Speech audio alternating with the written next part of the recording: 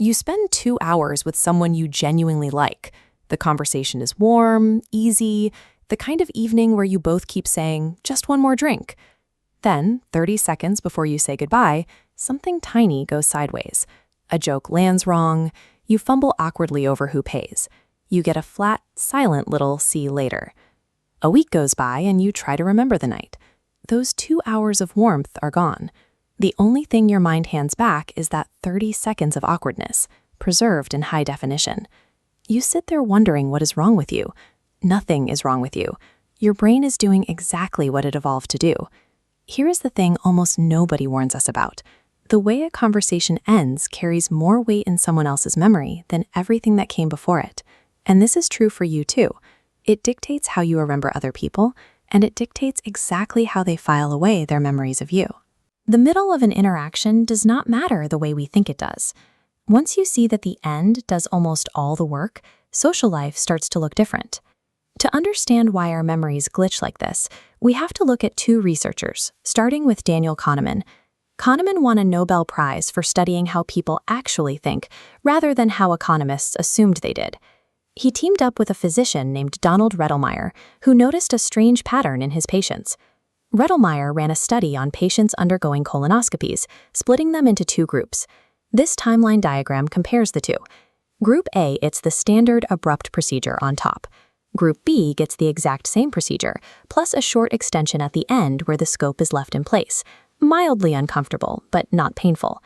Objectively, Group B was in discomfort for longer. They experienced more total pain and spent more total time on the table. By every honest measure, their experience was worse. But when asked to rate the procedure afterward, the opposite happened. Group B rated the experience as less unpleasant, and 5 years later, they were 41% more likely to come back for follow-up screenings. They came back because a gentler ending caused their brains to file away a less aversive version of the event. Psychologists call this duration neglect.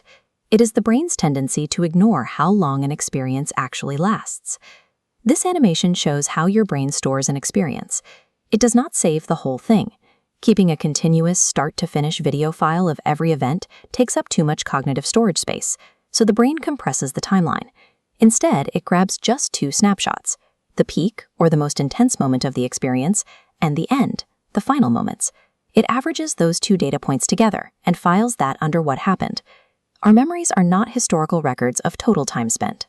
They are simply the mathematical average of a peak and an ending. This data compression happens with pure emotion too. In 2019, researchers ran a study on 64 young women watching a horror film. Half the participants watched a version that ended right at the scariest moment. The other half watched the same film, but with a longer ending that gradually de-escalated into calmer scenes. Both groups experienced the exact same maximum peak of fear, yet the group with a calmer ending remembered the film as 10 points less frightening.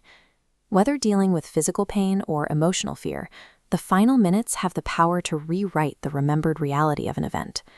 Think about a fight with your partner. You can have 40 minutes of accusations, but if it ends with one of you saying, "I don't want to be like this with you, can we try again tomorrow?" the memory changes shape. The 40 minutes of fighting are still there, but they are stored in the basement.